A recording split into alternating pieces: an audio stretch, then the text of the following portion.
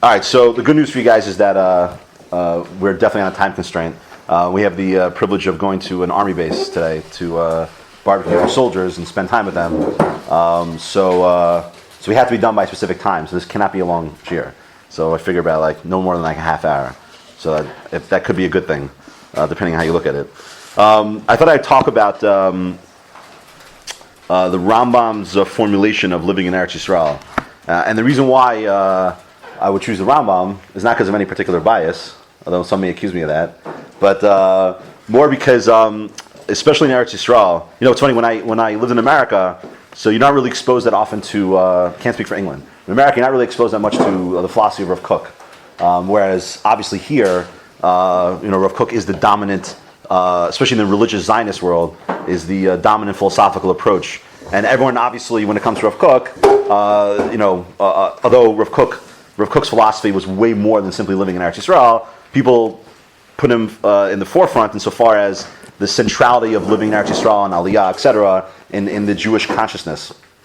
However, if you look further back, there's certainly I would say that in the average person's mind, who's had a brief study in the area, there seems to be two approaches, and those approaches lie in the phenomenon of whether there's an actual mitzvah to live in Eretz Yisrael or not. I'm not actually going to take up in detail the debate about if there's a mitzvah or not, but as most people are familiar with, the Ramban holds there is a positive commandment to live in Eretz Yisrael, whereas the Rambam famously omits any mitzvah, and that drives the Tzioni world bananas, because they have to figure out some way, how could the Rambam not include it as a mitzvah, right? How could he, how's that possible? Especially in light of the fact, which is what we're going to go through today, if you want to understand the Rambam's approach to living in Eretz Yisrael, you'll see in the Mishnah Torah, which is certainly considered his greatest work, you can see how he formulates, of course, that there is an importance of living here, and maybe we'll speculate about why he didn't consider it to be a positive commandment. The other thing you'll see is that in those who consider it to be a positive commandment to live here, so specifically in the writings of the Ramban, Rabbi Yehuda Levi, and others of that derech, they tend to view sort of an intrinsic importance or an intrinsic sort of spiritual reality in the land itself. When the Rambam, as you'll see, kind of shies away from that concept, he never actually openly endorses a notion that there is something distinct in the land itself.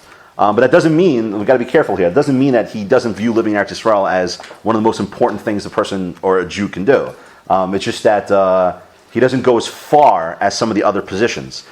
So that, which in my mind is really a nuanced issue. It's not an essential debate. Rather, it's more of, everyone agrees it's important to be here. The only question is, in that level of importance, what's the specific differentiation? Is there a specific differentiation? So most people are familiar with the positions of the Ramban, of Yehuda Levi, etc., insofar as the importance of living in Eretz Yisrael. When we look at the Rambam has a different formulation. The challenge in learning the Rambam really comes from not the specific halachas per se, but rather how he structured the halachas. And the reason why I say that is that if you, as we're going to go through them slowly, it's clear the Rambam draws all his information from the Gemaras. The primary source for all the ideas and benefits of living in Israel comes from about a blot or so in the Gemara and Ksubas. And in that Gemara and Ksubas, which is interesting, is that there are a few positive statements about living in Eretz Yisrael, and then Rav Yehuda comes along. So Rav Yehuda is not again, those are the religious Tzioni derech, they don't like Rav Yehuda so much. Because Rav Yehuda said, in his time, it was forbidden to leave Bavel to go to Eretz Yisrael. All right, it was forbidden. You weren't allowed to do it. And then the Gemara struggles with this reason why. How could you possibly say that you can't leave Bavel for somewhere else? I mean, what about, how can you not say leave Bavel for Eretz Yisrael? How could such a thing be possible? We're not going to, again, we're going to take that up to some degree, but however, it is in the Gemara, and we can't deny that. So rather than, brush it underneath the carpet and hope it goes away, there is a reality. There were some Amoraim who felt that leaving Bavel would be an inherent problem. I'm not comparing Bavel to America or England. I'm not suggesting that the same logic applies, but the Rambam does slip in the notion of Bavel, and we're obligated to understand why he does that. So when you look at the halachas, and thankfully there's only one sheet of Marmakamos, so it's not that much we need to do, but as you'll see, it requires a certain sensitivity. Almost everything the Rambam says is drawn from those Gemaras and Ksubas.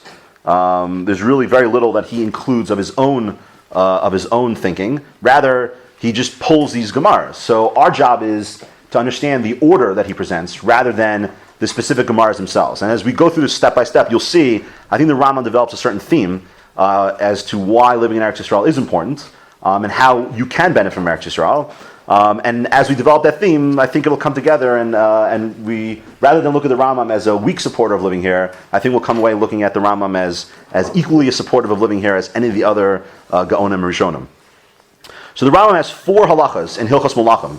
Melachim in the Mishnah Torah deals with many important topics, including the institution of a king, destroying Amalek, as well as Mashiach. So towards the end of one of the prakim, he slips in 4 halachas about living in Eretz Yisrael. So he starts off with a very interesting thing. He starts off by saying, it's in Parakeh, it starts off with halacha tes. He says, it's forbidden to leave Eretz Yisrael to Chutz La'aretz La'olam, at all. In other words, under any circumstances, you cannot leave Israel. So what does the Rambam start off by saying? If you're here, if you live here, then you can't leave. Okay, you can't leave. So it sounds like a rule, okay? But then, of course, he comes along and says, except, all right? Which is always going to be problematic. We don't like, if you're a mathematical mind, we don't like rules with exceptions. If it's a rule, it's a rule. So how can the Rambam have an exception? So he gives 3 and then plus 1 exceptions. So he says, what are the exceptions? He says, Ella, all right, Lilmo Torah, all right, to learn Torah, all right, which again presupposes that there could be a possibility that there's Torah, let's say a better quality of Torah outside of Eretz Yisrael, right? O Lisa Isha, or to get married, right?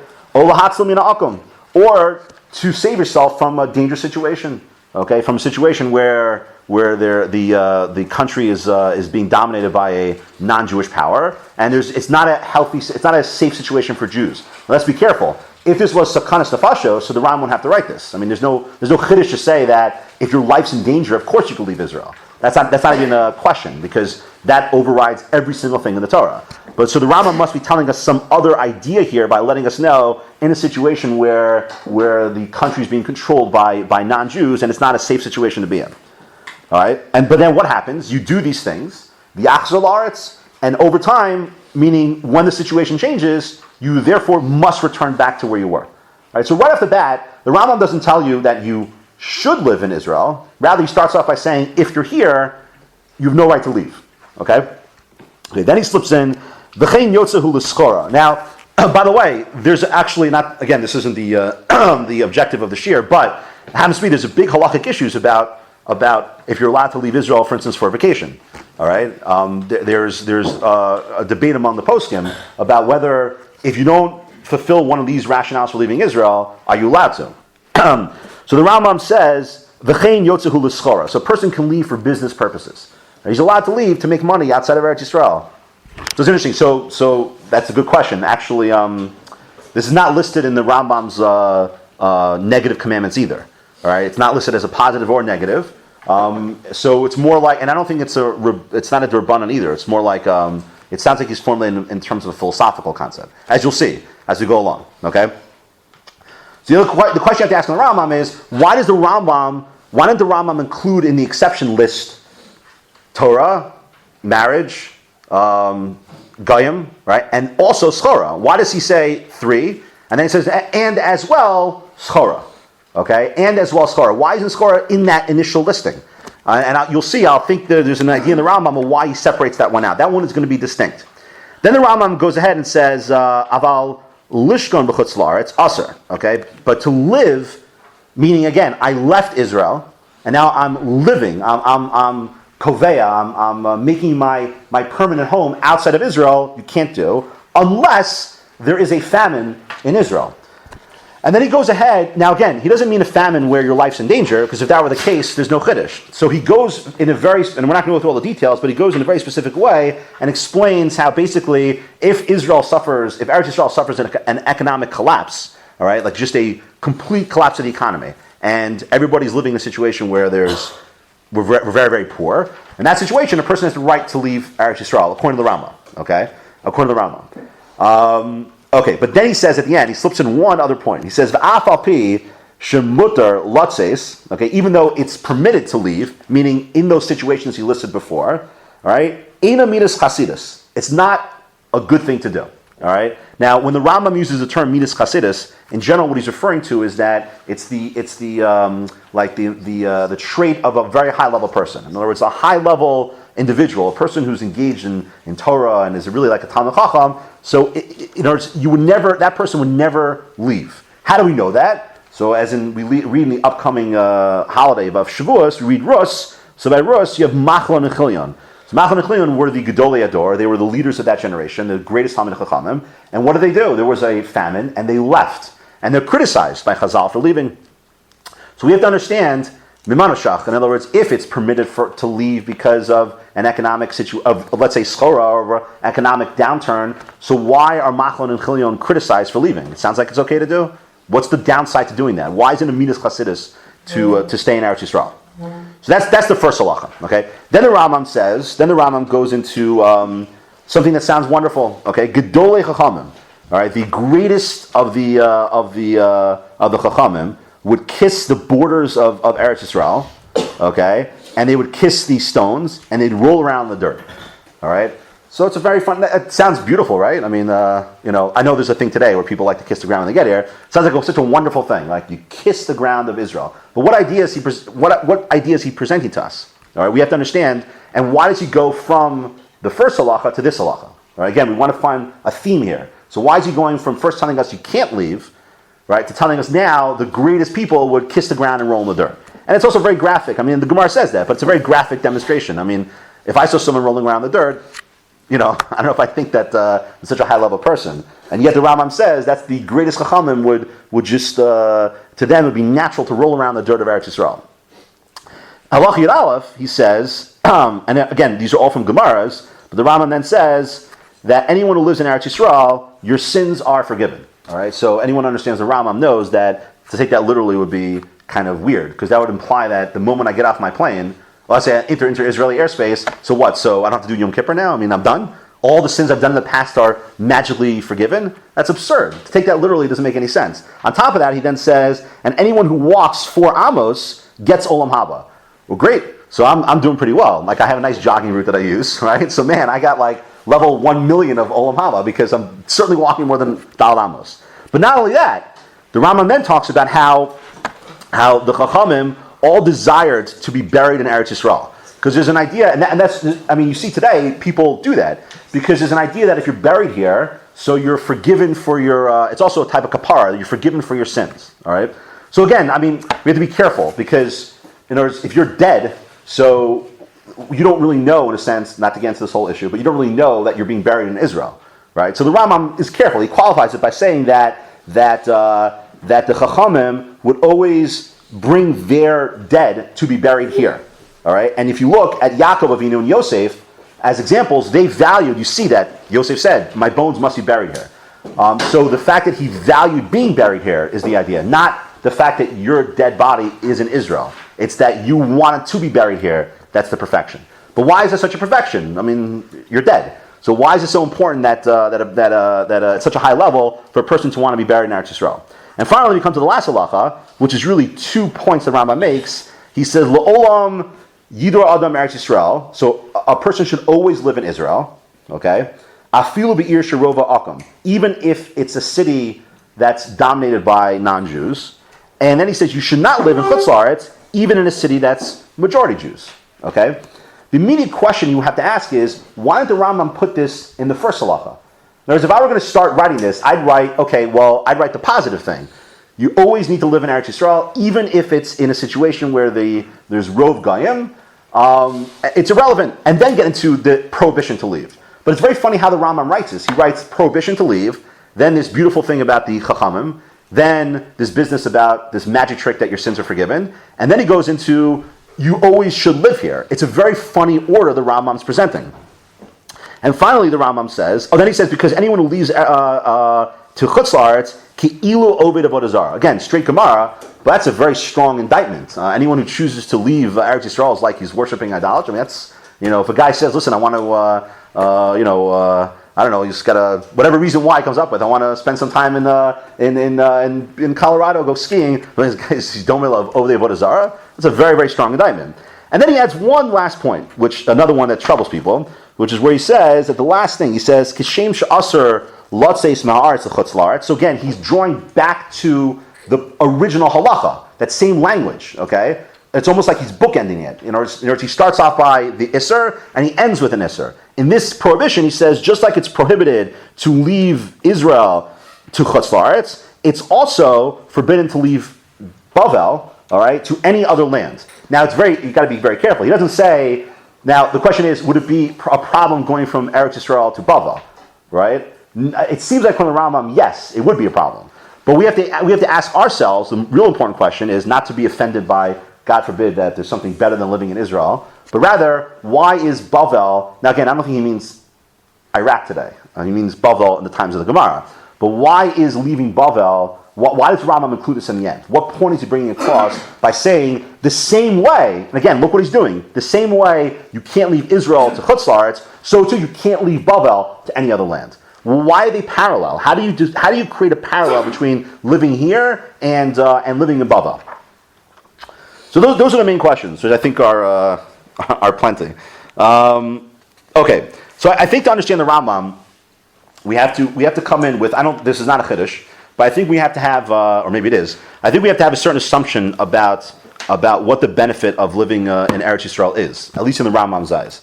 And I think that, again, I think this is fairly intuitive, but if I ask someone, what are the two benefits of living in Eretz Yisrael, all right, now I'm going to say this carefully, and I'll bring the Rav in later on, Rav Soloveitchik, that's how, insofar as how he writes this, but very, very careful that clearly in the Torah's version of Eretz Yisrael serves a very high-level spiritual purpose for us, and it's really expressed in two ways. One way is insofar as the mitzvos, the commandments that are added, the added commandments that exist by living here. Okay, and and I don't mean the Beis Hamikdash. Let's just limit ourselves to Truma, and Meiser, and Shemitah, etc., that are unique to the land. Okay, that's one area, and the other area is basically the concept of a nation. We cannot be a nation. It is impossible for us to be a nation if we don't have a land. And if we're not in one makom, all right, it's absurd to assume that Bnei Yisrael can express itself as an Am. And not only that, I would even argue, I would go as far as to say that there's a certain mission that Bnei Yisrael has insofar as the world's concerned, and it's impossible for us to fulfill that mission if we're not here in Eretz Yisrael. Not that there's something intrinsic in the soil, but rather it's a common idea. And again, I don't mean in a nationalistic way, as you'll soon see. What I mean is that for our ability to be able to function as an Am, to be united as an Am, we need this place. So I'd say that when you live in Israel, another perfection that emerges is the fact that you're building the notion of a Bnei Yisrael. Bnei Yisrael right now, being scattered all over the world, we just lack any expression or any chaloshem, any identity as a nation. It's an impossibility. We are a exiled people, where there are Jews living everywhere. But when we're here together, then Am Yisrael emerges. I would say, in those two phenomenon, right, the idea of accomplishing these greater mitzvos, as well as the fulfillment of the expression of the nation, there's a relationship between the two, which I think leads to a greater increase in learning Torah. In other words, by doing more mitzvos and being involved in building the Am together, if those two goals are what you have in mind, so in that situation, there's a certain environment that emerges. And that environment, the environment of Torah, is the one that really brings us as a nation to a high level of perfection.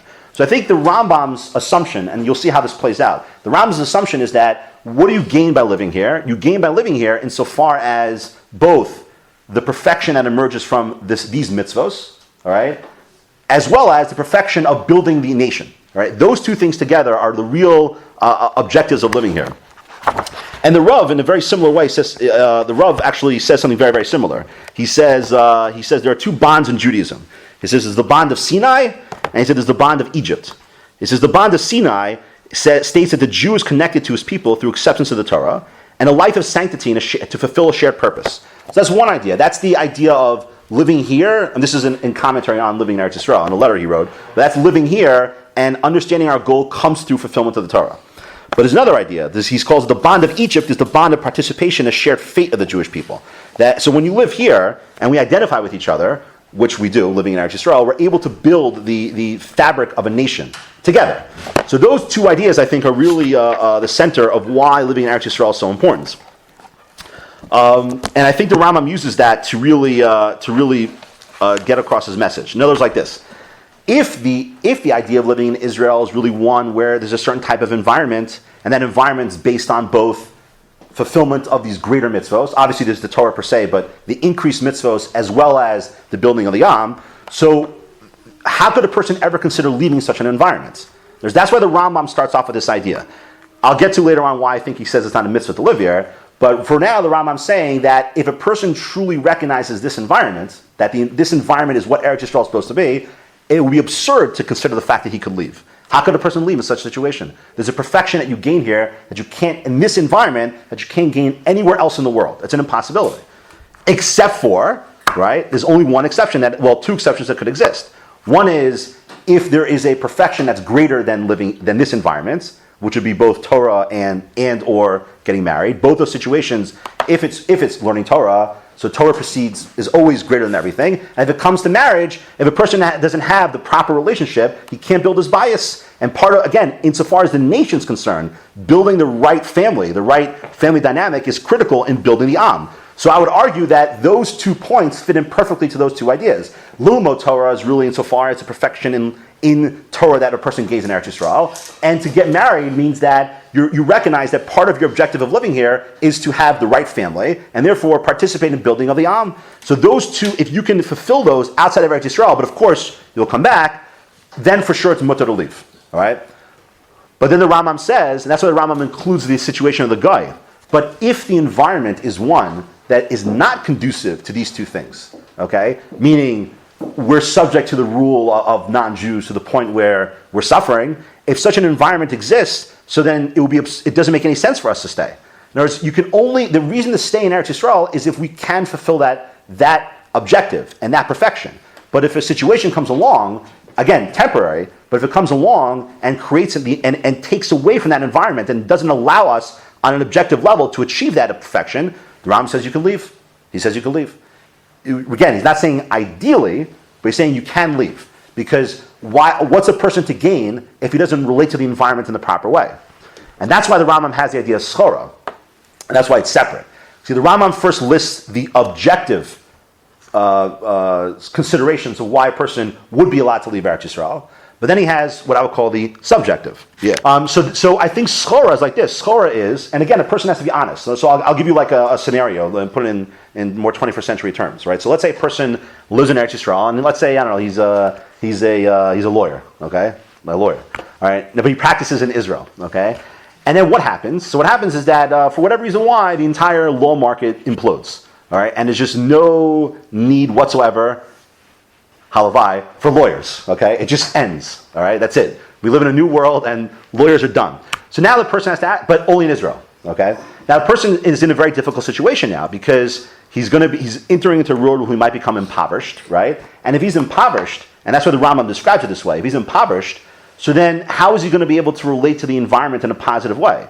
In other words, the environment, in a sense, is not responding to his needs. So the Rambam saying in that situation, in his framework, he's not able to gain from Eretz Yisrael properly. It's just too difficult for him. He's being sympathetic to such a situation. But the Rambam says, but if the entire economy collapses, meaning that if your subjective needs and then the economy itself converge to the point where there's just no way to make money, so the Rambam says, and then a person could leave Eretz Yisrael without a problem, and he could reside outside Eretz Yisrael, obviously until the situation changes. The point the Rambam's making is that, and there's nothing wrong with this, a person's allowed to say, listen, I have certain financial needs, and if I can't make it here, I'm not going to be able to relate to the land in a proper way. Right? It's just too difficult. And he's going into the average mind. The average mind's like that. The average person is, if I can't make it, so then, I'm not saying people don't have the idealism of Zionism and they'll somehow overcome their need to have money, but for the average person, if he can't relate to Eretz Yisrael in a positive way, if that relationship isn't there, so then what's the benefit of him living here? He won't gain from that experience. Yeah, that's totally subjective, right? 100% subjective. Right. 100%. One guy's going to say, and this is the point I want to emphasize, that at a certain point, for the average person, right, he won't relate to the land properly. To him, it won't be the right environment. And a person has to be honest with himself. But that's why the Rambam brings in the Midas Chasidus. That's exactly why he brings it in, because he says, but a high-level person, and I think this is what you were trying to hint at, but I'm going to put the positive spin on it. A high-level person, right? A high-level person, he could overcome that. In other words, he won't let his personal economic situation destroy the ability to gain from this environment. But you have to be at a very high level. Most people aren't like that. They're just not. But if you are at a high level, if you have that right approach, then you can do it. And that's why Machlon and Chilyon are criticized.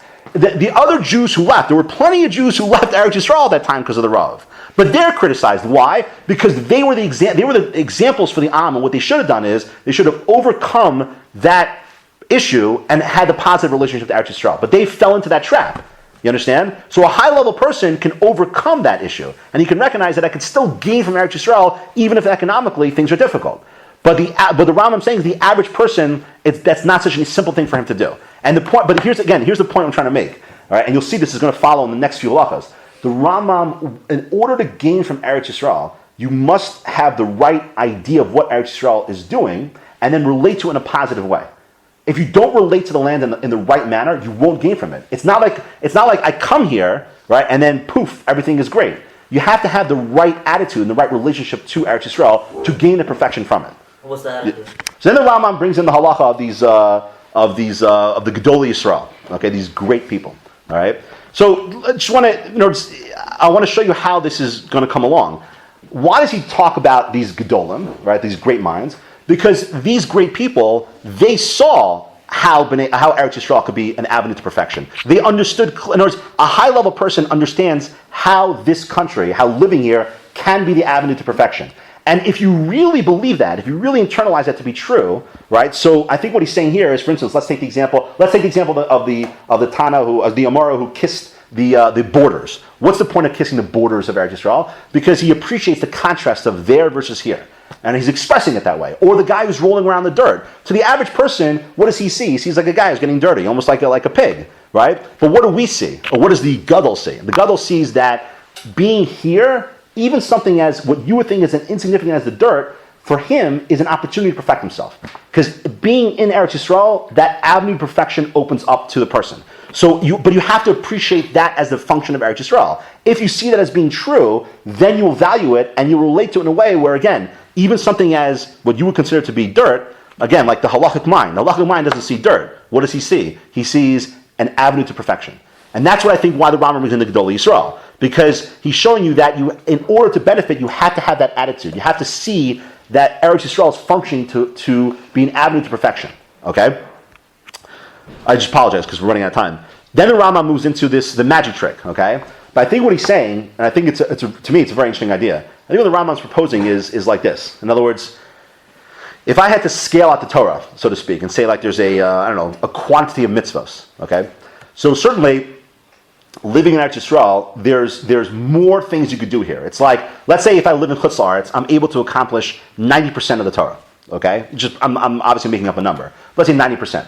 All right, being here is the extra 10%. It's the extra 10%.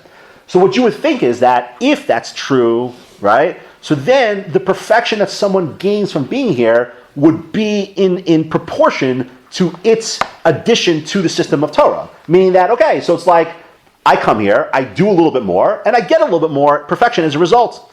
But what the Rambam's telling you, and this is, I think, one of his critical moves as he's building his case. The Rambam's saying is that no, he's saying that being in Eretz Yisrael, if you're here, again, like the Gedolei Yisrael, if you have that attitude and you recognize that this country can serve as an avenue to perfection, the effect it has on you is not in proportion to its normative relationship to the system of Torah. Meaning that it affects your entire existence. When you gain in that perfection, when you truly appreciate the opportunities of learning Torah and performing these mitzvos and building the Am, when that becomes part of you, it changes your entire existence. It's not simply like an additional small perfection. Like, for instance, if you do a mitzvah A, like mitzvah picking up a lulav, right? So a person sees a certain insight into HaKadosh Baruch Hu and he gains in perfection. That doesn't change your entire existence. It's one area.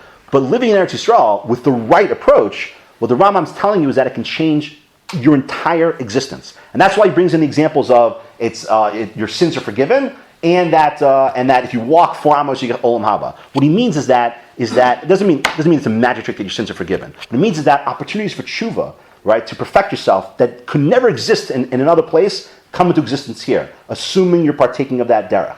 Or when I walk here, I get olam haba. What does that mean? What does it mean? I walk around, it's a magic trick? No, what he's saying is that living in Eretz Yisrael and partaking of the ideas of Eretz Yisrael, it changes your existence. You're someone now who's roy for olam haba. You're someone who can now who's really in a level where you're going to gain the most out of the perfection of olam haba. So the Rambam's telling you is that, and this I think is his main point, being here, even though on a quantitative level maybe looked upon as like a bonus, but its effect, the perfection it has on you, is something that changes your entire gavra. Like you're a different person as a result of living here.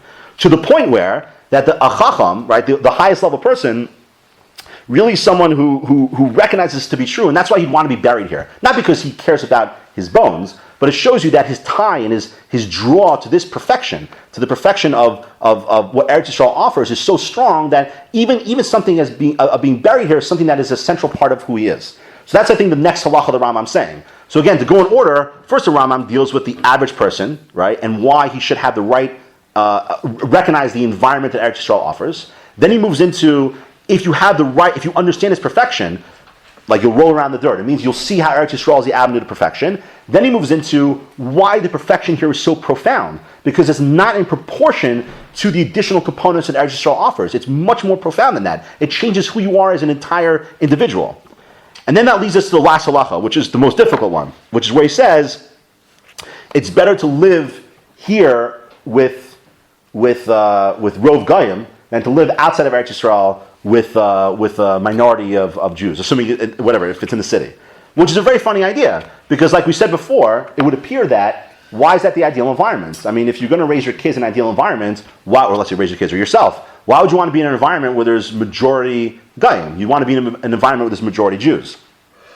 So I think what the Rambam's slipping in here, I think he's saying that, you see, there's one additional idea, and it emerges from the first 3 halachas, which is that if we come to Eretz Yisrael, and our objective here is really both increasing in mitzvos and Torah and building the Am, and we appreciate that that's the objective of being here, and it affects us in a certain way.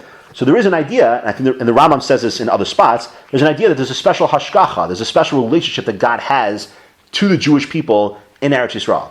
So what he's saying is like this, he's saying that he's not formulating it as a mitzvah. Rather what he's saying is that to leave Eretz Yisrael, okay, like he says, if you go to Chutz La'aretz, like Ovei Avodah Zarah, to turn your back on Eretz Yisrael. Again, you're in an environment, you're in a situation where you can gain from the environment, right? You're that person, you see Eretz Yisrael being the right objective. To leave Eretz Yisrael, to turn your back on this notion that there's a special relationship between God and the Jewish people here, that's what he means, like it's like Avodah Zarah. It means that you're denying a central tenet of Judaism. You're denying this concept that in Eretz Yisrael, as we say, the Shekhinah resides. What does that mean? It means that there is something about us being here where, again, assuming we're fulfilling our mission, there's something about being here where God, in a sense, responds to that. I don't know how that works out specifically, right? You do, I don't. But there is some idea like that. So that's why I think the Rambam's saying that it's